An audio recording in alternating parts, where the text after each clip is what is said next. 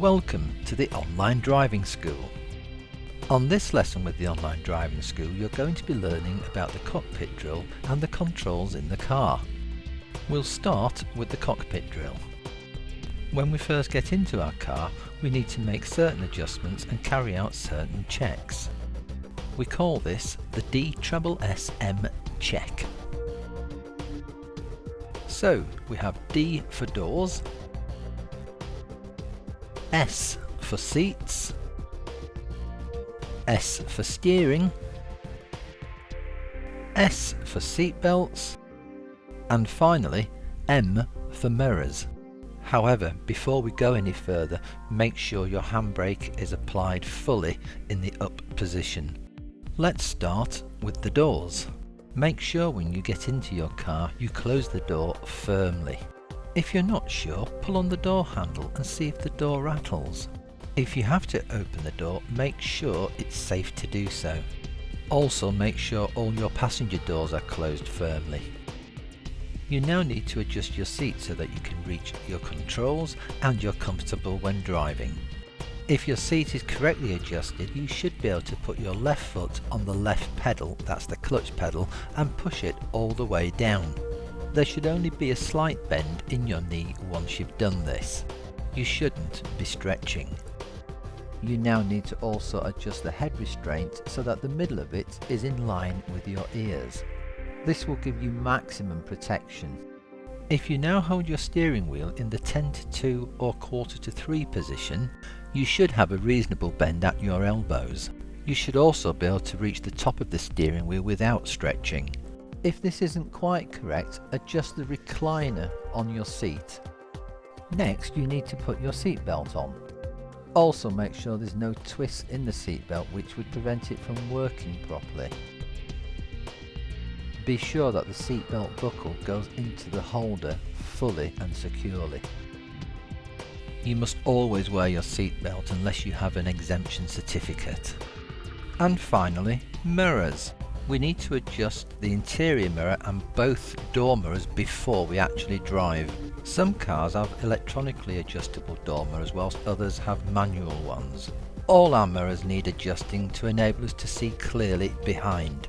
Sitting in your normal driving position, hold the interior mirror with your left hand on the top and bottom edges. Avoid touching the glass part of the mirror as this may cause blurred vision. Adjust the mirror until you can see clearly through the rear windscreen. You should be able to see the frame of the windscreen in the frame of the mirror. You should also be able to see the edge of your head restraint in the right hand edge of the mirror.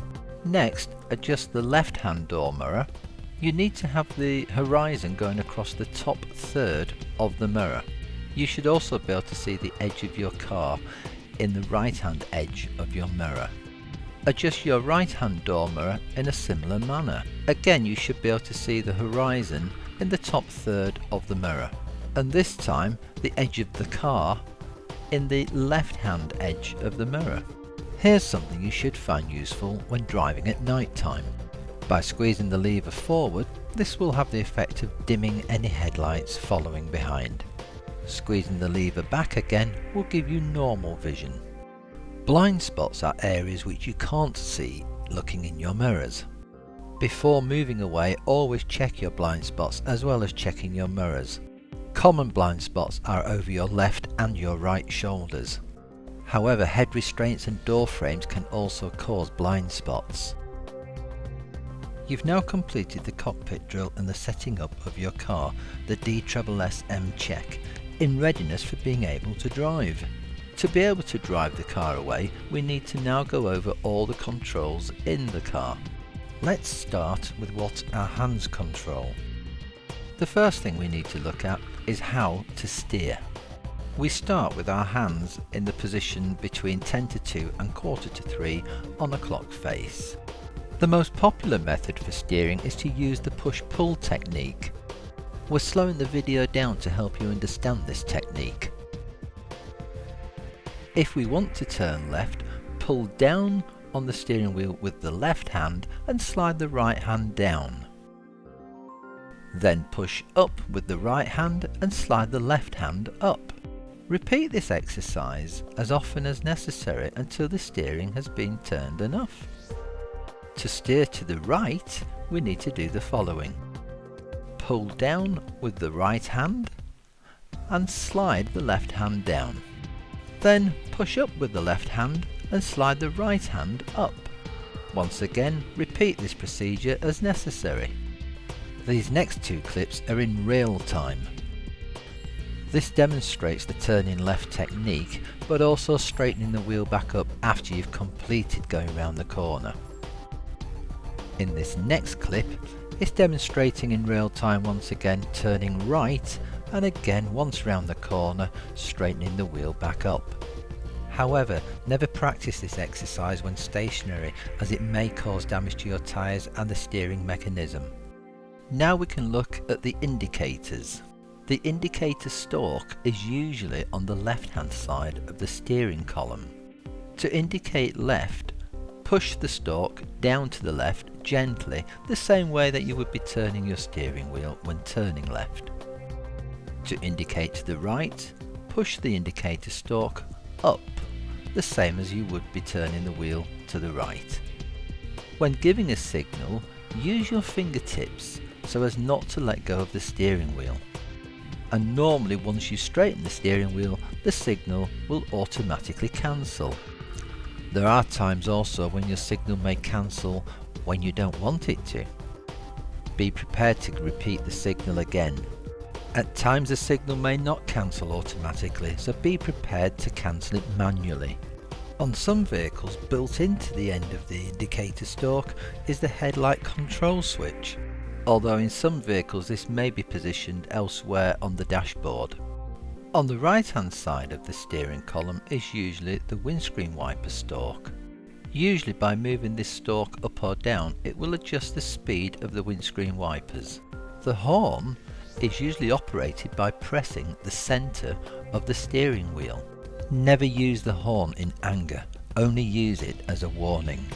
You also need to identify where other switches are, such as your fog light switch, your heated rear window switch. Also look at how to adjust the heater settings in your car. The ignition key holder for starting the engine is usually found down the side of the steering column. Alternatively, you may find it on the dashboard or centre console. Let's now look at the gear lever. The gear lever is normally found to the left of the driver's seat. The purpose of the gear lever is to enable you to change from one gear to another. The gears enable you to drive at different speeds. For example, first gear is the gear with the most power. We would normally select first gear to get the car moving. However, as we speed up, we need to change up. The highest gear being used for the highest speeds. Most cars have 5 or 6 forward gears and 1 reverse gear. Neutral means the gear lever is not in any gear. When in neutral, the gear lever lines up usually between 3rd and 4th gear by spring pressure. Have a picture in your mind of the layout of your gears. We also have to change down the gears if we've had to slow down. You should be able to select one gear to another gear without having to look down at the gear lever. Always look at the road ahead. The more you practice this, the more second nature it will become. Let's now move on to the parking brake, more commonly known though as the handbrake. The handbrake is normally found just behind the gear lever on the floor. The purpose of the handbrake is to hold the car still while stationary.